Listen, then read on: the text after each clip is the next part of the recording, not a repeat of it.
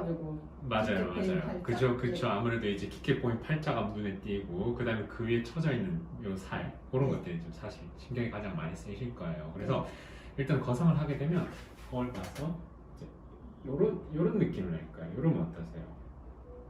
네. 괜찮으시죠? 네. 그래서 여기 좀 불룩한 말씀하신 살도 있거든요. 그래서 여기는 지방을 같이 뽑아주는 게 좋아요. 거상을 하면서 아까처럼 머리 걸려주면서 지방을 뽑아주고, 그 다음으로 옆에서 봤을 때도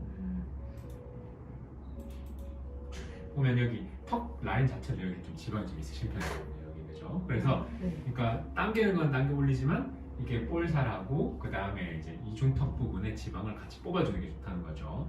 그렇게 하면서 제가 이제 사실은 그러니까 거상만으로 이 팔자가 없어질 수는 없어요. 물론 이제 어떤 방법 없어도 팔자가 없앨 수는 없지만 네. 팔자 같은 경우는 위에서 처져 내려와서 깊어지는 게 있고 그 다음에 지방이 빠지면서 꺼져서 그렇게 있거든요. 그렇기 때문에 당겨 올리는 부분은 우리가 이제 노화 부분은 다 마찬가지예요. 이제 처진 부분은 얼굴이 좀 넓은 느낌이 나고 좀 얼굴이 커 보일 수 있거든요. 그래서 제가 아까 잡아드렸듯이 45도 위쪽으로 이렇게 잡아드릴 거예요.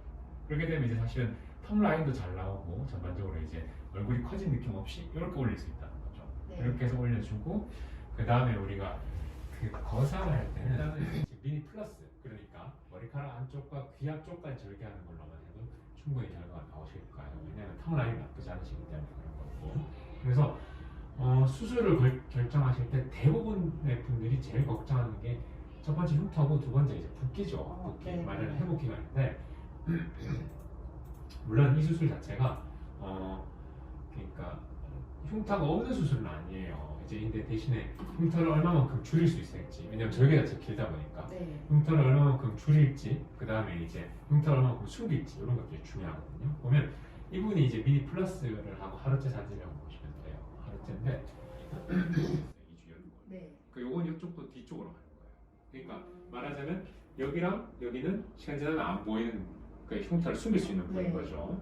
그래서 여기 보면 위쪽에 한 1에서 1.5cm, 여기에서 한 1cm 정도 그렇게 앞으로 보일 수 있는데 중요한 거는 절개하기 전에도 볼하고 귀의 피부의 성질이 다르기 때문에 선이 있어요. 보면 그 실제로 여기 선이 있죠. 여기 그래서 네. 그 안쪽으로 절개를 넣는다는 거예요. 그렇게 되면 흉터가 그러니까 절개를 흉터가 없지는 않지만 다 이렇게 어떻게 숨기고 최소화할 수 있는 방법이 있다는 거죠. 네. 그렇게 하면 이제 사실은 그다음에 제가 아까 말씀드렸듯이 여기 하루째잖아요, 그죠? 물론 둘째 날, 셋째 날 요거보다 조금 더 붓기는 해요. 셋째 날 이제 가장 많이 붓고 붓기가 점점 빠지는데 사실 여기서 그렇게 많이 붓지는 않는다는 거죠. 그래서 보통 우리가 일주일에서 2주일 정도면 큰 붓기는 다 빠진다고 봐요.